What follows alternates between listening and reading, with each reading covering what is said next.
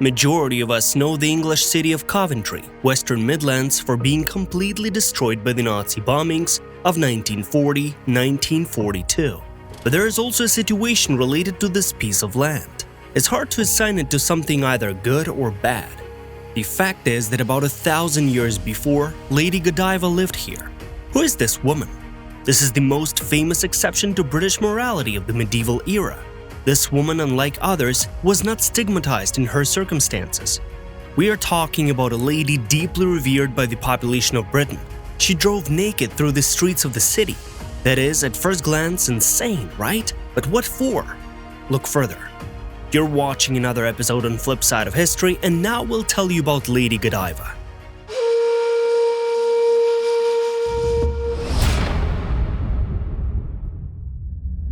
A brief biography of Lady Godiva. She was born in the year 980 in one of the settlements of the Anglo-Saxon kingdoms of Mercia. The parents called their long-awaited daughter a gift from God. In the Mercian dialect of the Anglo-Saxon language of that time, it sounded like Godgaifi, in other dialects, Godaifu, and the population of Celtic origin pronounced it as Godaife. As a result, at a late stage after the death of this person, the name of the beautiful lady began to be recorded as Godiva. The young girl turned out to be so attractive that her fame spread, according to legend, throughout whole of Europe. But only one person got her countryman Leofric. Who was Leofric? Earl Leofric was a respected lord of the English city of Coventry. Leofric ruled Mercia from 1020 to 1057. His policy was distinguished by the fact that he sought to strengthen the center of power and establish order in the country. He carried out reforms aimed at reinforcing royal power and strengthening state institutions. One such reform was the creation of a judicial system based on an array of laws known as the Lagestrange. This codex established uniform rules and procedures in court cases throughout the country. Leofric also supported the development of culture, and he also supported education by inviting renowned scholars and priests from other countries to teach in England. He supported Anglo-Saxon literature and language, and it was through his patronage that the Anglo-Saxon Chronicle, a collection of annals that is one of the main sources on the history of his land at the time, was created. As a whole, all these reforms, as well as the patronage of culture and education, played a huge role in strengthening statehood. At the end, England became united.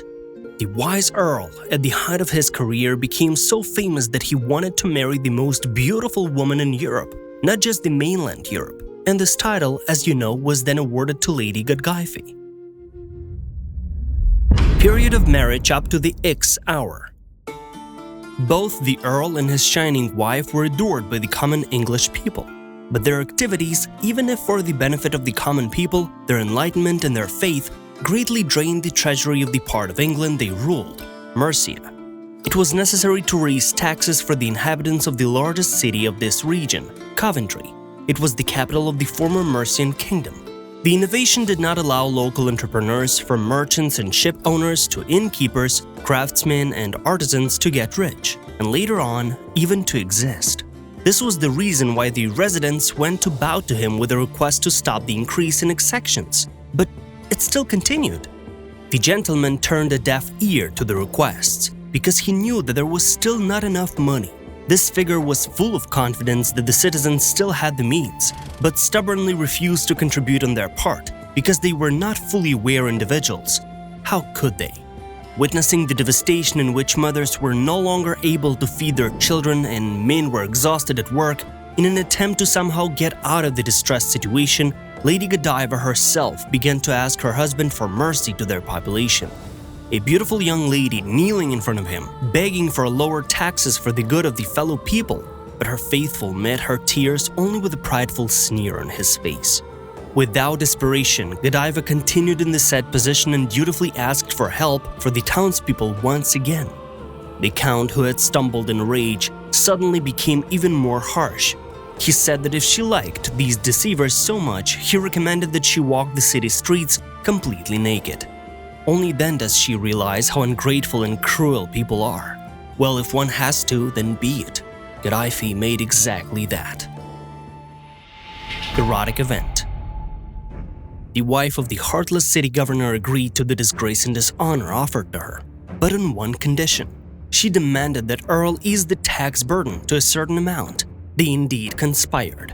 The magnificent countess dared to make her husband's harsh condition, and the news immediately spread throughout the entire city. On the day appointed by the count, she got rid of her dress and remained completely naked, mounted her horse and rode through all the streets of the city. Her half, Leofric, expected that heaps of curious persons with staring eyes would dare to accompany the madwoman on her path of shame. They will attack her and somehow continue the humiliation of this fallen woman in a particularly unpleasant way. Despite everything, to his great surprise, the streets were empty and the window shutters were closed. The fool realized that the subjects had shown their lady a great respect. They shyly averted their eyes from her body. Only one curious young man, a certain Tom, could not resist looking at Godiva through a crack in the shutters of his house, but according to the legend about the main person of this video, a shameless man instantly blinded, and only after sincere apologies and forgiveness from the noble beauty, the poor fellow regained his sight. What happened to Godiva afterwards?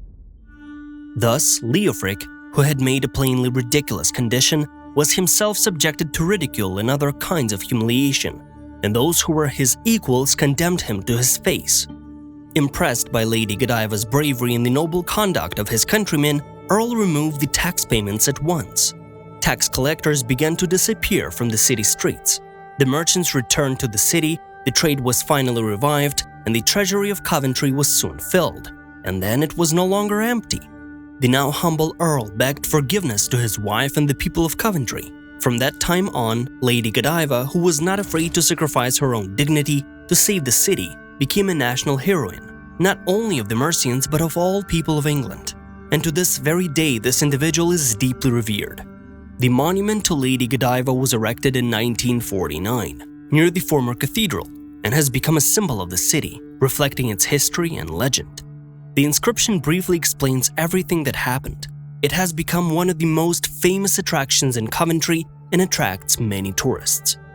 Postcards, souvenirs, and other items depicting Lady Godiva have become popular among visitors who want to keep the memory of their visit to this unique city. That's it for today. We thank you for watching. If you enjoyed watching it, then leave a like as well as subscribe, and we'll see you in upcoming episodes. Apart from that, take a look at other episodes we have.